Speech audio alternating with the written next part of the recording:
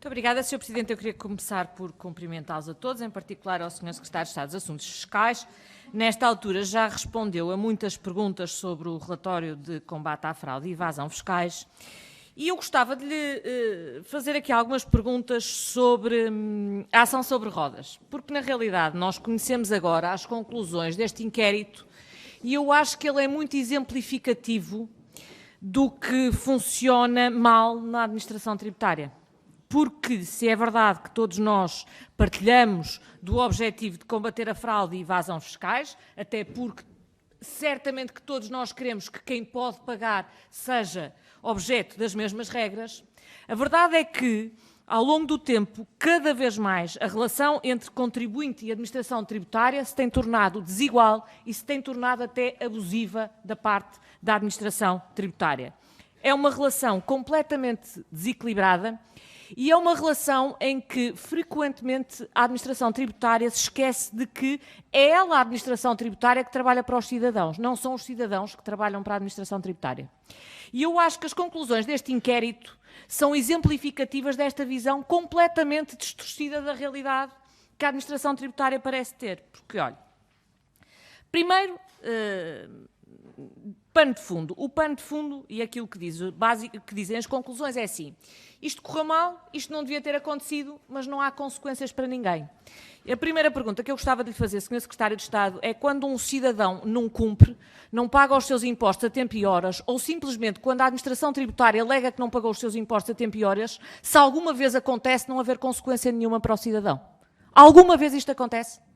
E, portanto, eu acho que uma organização que é tão severa a impor consequências para os cidadãos, mesmo quando às vezes eles não estão em cumprimento e a administração tributária é que se enganou, o mínimo que se pode exigir é que utilize pelo menos uma parte deste rigor na avaliação dela própria. E isso, Sr. Secretário de Estado, não acontece neste inquérito nem nas conclusões deste inquérito. E depois, eu fiquei aqui com algumas questões, continuo com algumas questões sobre a ação sobre rodas. Olha, primeira questão. Aquilo que é dito é que a metodologia adotada consistiu na identificação por simples controle visual, naquela rotunda de Alfena, em Valongo, de matrículas de veículos em circulação cujos proprietários tinham dívidas em processos de execução fiscal. Eu do que percebo aqui é dito que havia 3 milhões de processos de execução fiscal e que a equipa da administração tributária que estava com a GNR nesta rotunda de Alfena em Valongo, por mera controle visual e havendo o quê? Se as matrículas dos carros que passavam correspondiam a uma lista de 3 milhões de matrículas, de proprietários de veículos, de contribuintes em processos de execução fiscal. É que é isto que diz aqui, Sr. Secretário de Estado, eu não posso acreditar que isto tenha acontecido. O quê? Uma lista de 3 milhões de matrículas? Por mero controle visual? É isso que diz aqui, mas quer dizer, isto não tem pés nem cabeça.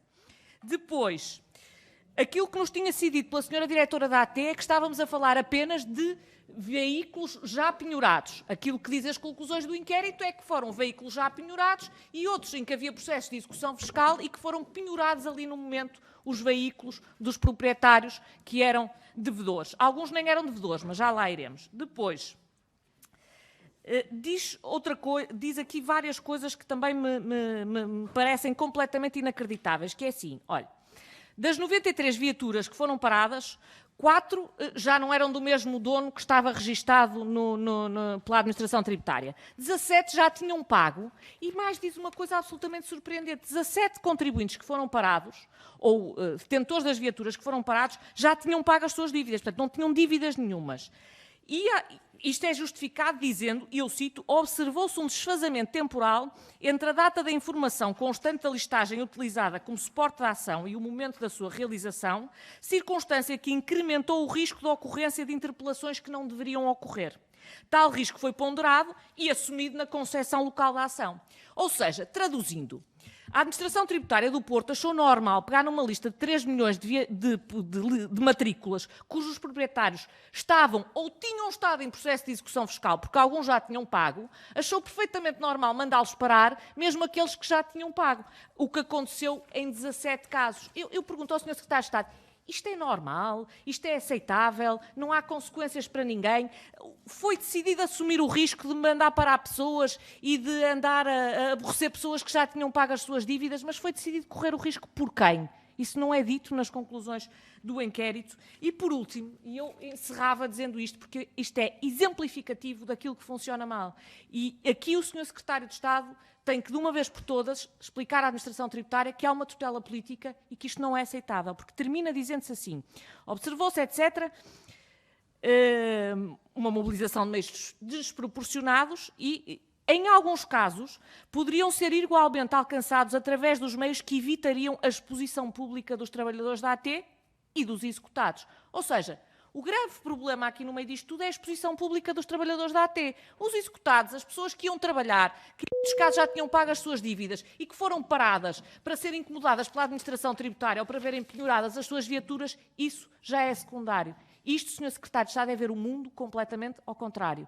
E a Administração Tributária tem que perceber que não pode fazer isto e que isto tem que ter consequências. Muito obrigada. Muito obrigado, Sra. Deputada Cecília Meireles. A palavra ao Sr. Secretário de Estado, Dr. António Mendonça Mendes. Faça favor.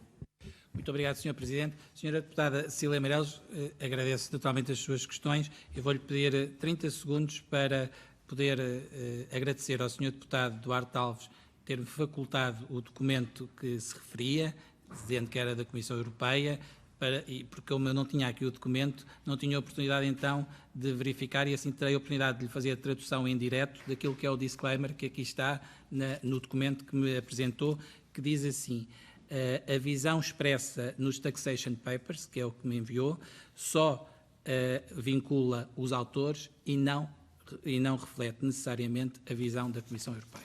Portanto, Sr. Deputado, acho que isto permite-nos ter os dois a mesma informação e estar de acordo com a mesma informação de que isto não representa aquilo que é necessariamente a visão da Comissão Europeia.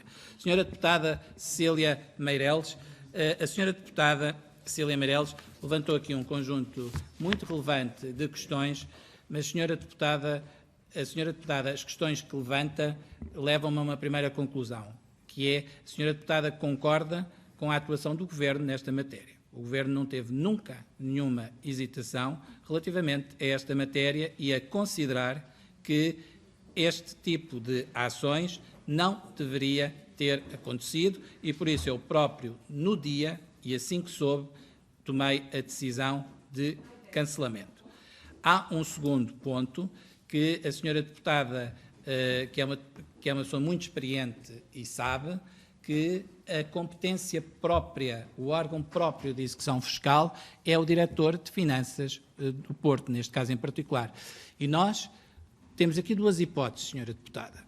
Se estamos desconfortáveis com o quadro legal que existe, então tomemos iniciativas e alteremos, mas aquilo que existe no nosso ordenamento jurídico é uma competência própria de execução fiscal dos órgãos regionalizados. E também existe competência dos órgãos centrais, mas são competências próprias. Sendo competências próprias, não há aqui possibilidades de avocação. Senhora Deputada, eu não me recordo, na legislatura passada, qual foi, nesta matéria, o sentido de voto do CDS, mas recordo-me que foi por proposta do Governo que os órgãos com competências próprias de execução fiscal passaram dos serviços de finanças para as direções de finanças, ou seja, passou de haver 300 e não sei quantos órgãos de execução fiscal para haver 18 órgãos de execução fiscal. Não me recordo mesmo, Senhora Deputada, qual foi o sentido de voto do CDS nessa altura. Mas, Senhora Deputada, nós estamos de acordo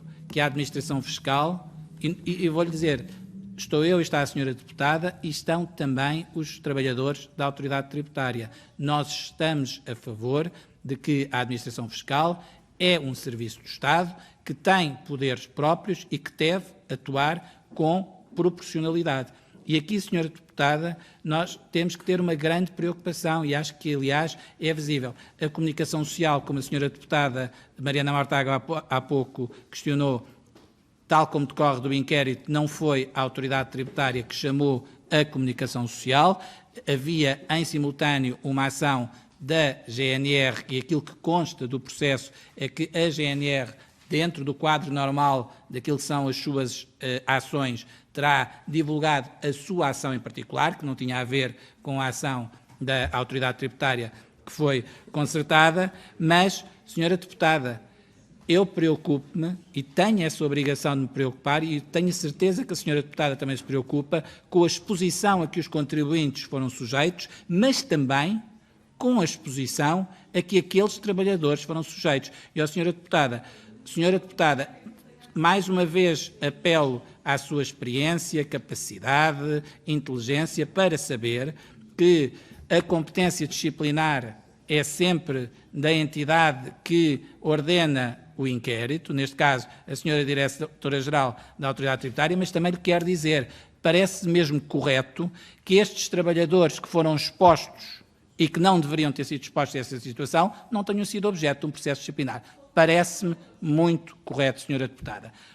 Quem tinha a competência própria como órgão de execução assumiu a sua responsabilidade e acho que isso também é relevante de dizer e também de dizer e de homenagear a atitude de quem o fez.